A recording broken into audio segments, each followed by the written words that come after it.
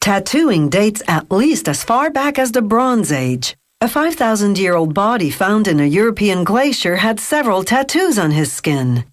Archaeologists have even uncovered what they believe are Stone Age tattooing instruments, sharp bone needles and clay discs containing mineral pigments.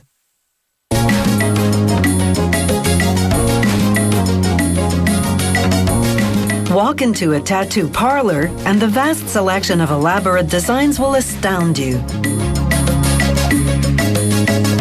Once you make your choice, the tattoo artist traces the image.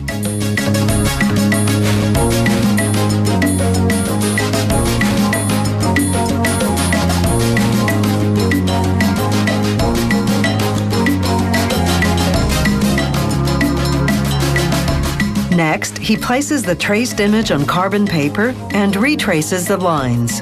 This creates a carbon outline of the tattoo on the reverse side. The artist will use this blueprint, as it's called, as his guide.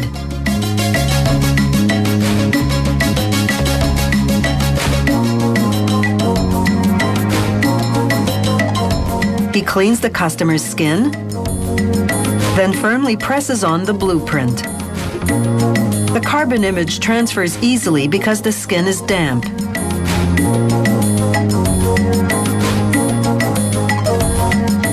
Now it's time to construct the needles. Most tattoos require 2 needles, one to make the outline of the image, the other to shade and color it in. Each needle is made up of as many as 20 smaller needles. The artist aligns these small needles in a jig, then solders them together onto one end of a steel rod. There's an eye on the other end. The number of small needles in a needle depends on the tattoo design, how thick its lines are, how big its colored areas are.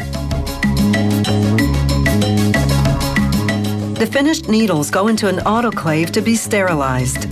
That takes 20 minutes at precisely 170 degrees Celsius. The tattoo artist uses that time to assemble the tattoo gun. After cleaning the frame with rubbing alcohol, he installs the motor called the coil. When an electric current runs through the coil, it oscillates the needle at up to 50 times per second. Once the 2 needles are sterilized, he takes the one for outlining, called the liner, and slides it into the tattoo gun. He hooks the eye on the other end onto the spring.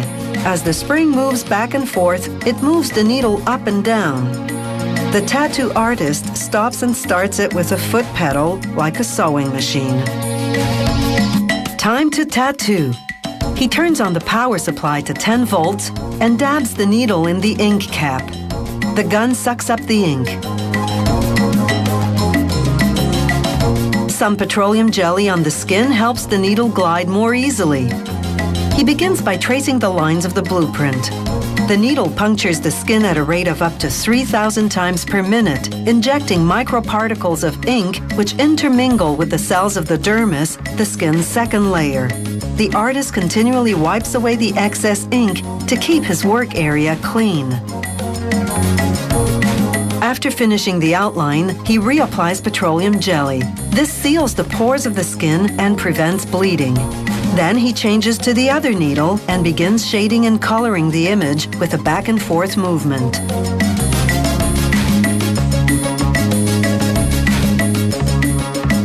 He applies one color at a time, overlapping them to ensure thorough and even coverage. The needle can penetrate from 1 to 4 millimeters, and a good tattoo artist knows just how deep to go to create the different parts of the image. For example, he has to inject the outline the deepest, but going too deep can tear the skin and cause excessive pain and bleeding. But not going deep enough misses the dermis and leaves marks after healing.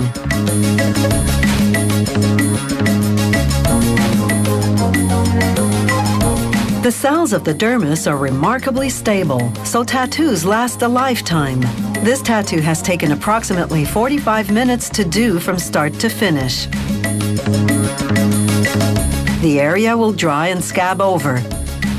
Then, the scab will fall off, and this body art will be ready for exhibition.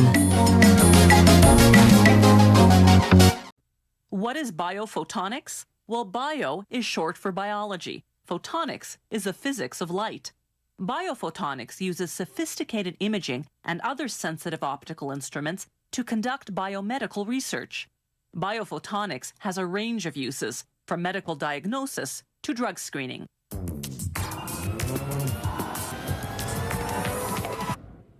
In the golden years of animated film, teams of animators would draw every single illustration by hand.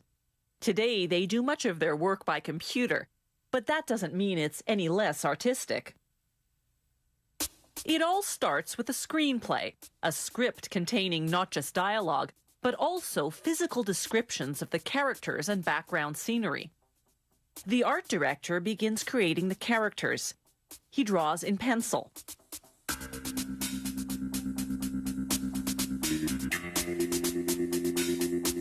When he's finished, he traces the drawing in felt pen.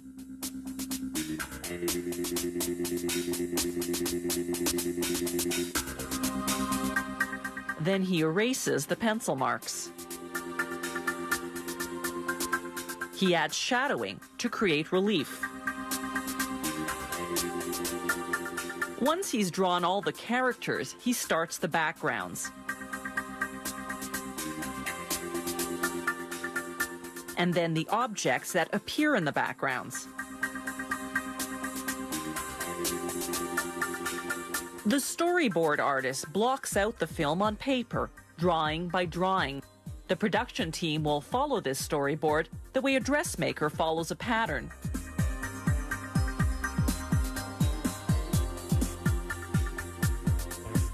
They blow up the drawings, scan them into the computer, then play them back in chronological order.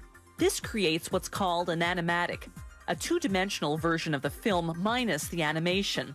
Should the director now decide to change, say, a ground-level view of the street to an aerial view, he has the artist redraw the street from that new angle. Meanwhile, the animators work on bringing the characters to life. Using specialized software, they build a skeleton to fit inside the character's body. When they move the skeleton, the software makes the body move with it. They make the characters three-dimensional using a technique called wireframe animation. First, they build the shape of the character using a wire structure. Then they add color and clothing.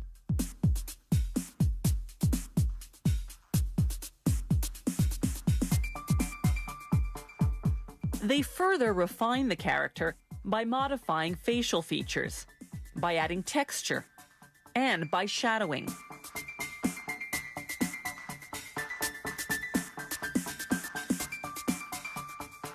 They use specialized software to synchronize the character's mouth with the dialogue.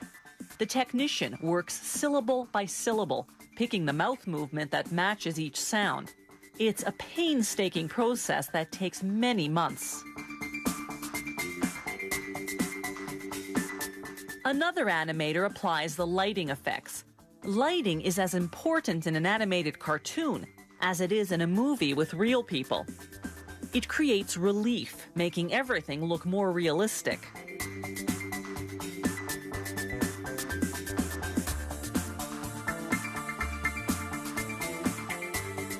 The animators cut and paste the characters and objects onto the backgrounds. With the characters' movements programmed into the computer, the animators turn the two-dimensional stills version of the film into a three-dimensional animation, essentially a rough cut of the film.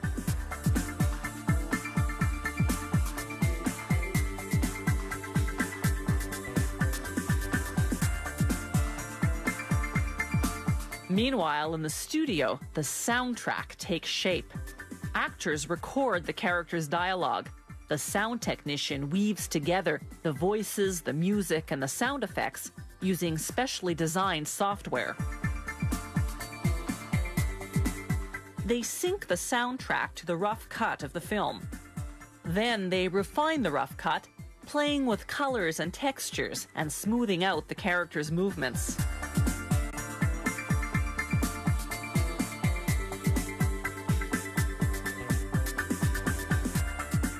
After a full year's work, and more than 42,000 drawings. This 24-minute computer-animated film is finally finished.